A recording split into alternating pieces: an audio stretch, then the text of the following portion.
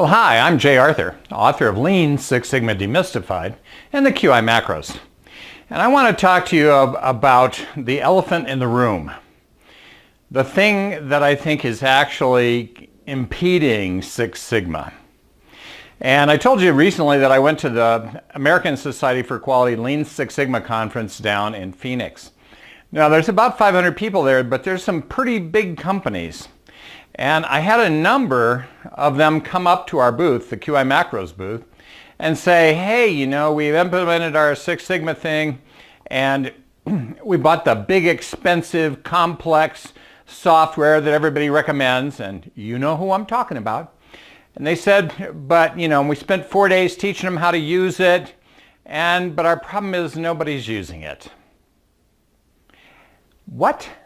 Nobody's using it? Yeah, they do most of their stuff in Excel, and so, you know, they're still doing basic line and bar charts and stuff like that. And, oh my gosh. All right. So here's what I want you to understand is invariably the complex, expensive software takes days for training to learn how to use it, and then people don't use it. Well, what is that? Well, you bought all this software and nobody's using it. That's waste. You spend 4 days teaching people how to use it and they're not using it. That's waste. And guess what? You're not getting the benefit of improvement projects using that software. So you're not achieving those things that you're supposed to be achieving in Six Sigma. What? And so, it's an embarrassing thing. And then the other thing is, because it's so expensive, you cannot leave it behind with the people who actually do the job to monitor the improvement. Right? So they can't use control charts to sustain the improvement. And what happens? Over time, it just drifts back to the way it was. So your improvement project wastes. All right, so people wonder why Six Sigma is not succeeding. I think it's because we've tried to take software that's designed for statisticians and students and make that the industry standard, as opposed to understanding that how do people work? Well, they're working in Excel.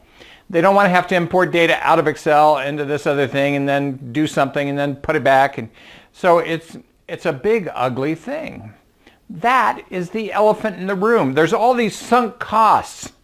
You know, we went the extra mile, we spent the extra dollars, but we did all this training and people aren't using it and we're not getting the results we want. And so Six Sigma takes the hit.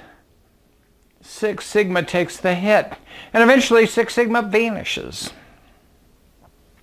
Now, way back when I started back in 1990, you know, I asked my boss, I said, you know, I've been to this training, there's a software out here, but it's kind of expensive and complex. And he said, oh, shut up, go back, you've been trained, go back, do your job. That's another thing I see.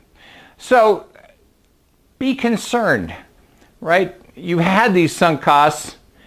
And it's embarrassing to admit that, hey, we picked something that doesn't match the way our people work.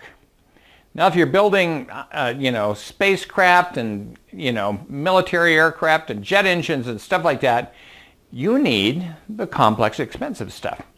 But if you're the average Joe or Susie, you need something that works in Excel the way you work. And I've designed QI Macros to do that. And even QI Macros, you know, if people aren't using QI Macros, guess what? That's waste too. All right. Now, the thing is, with QI Macros, I can teach anybody how to use it in about 15 minutes. So that's the learning curve, all right, because it's so simple to use. So I want you to think about the elephant in the room and question whether the one-size-fits-all methodology is a good idea for choosing software. You know, it may have been picked by your consultants, may have been picked by your IT department because they're more comfortable with it. It may have been picked by who knows what. It may have been, you know, forced on you by your leadership team because that's what they learned in college 20 years ago.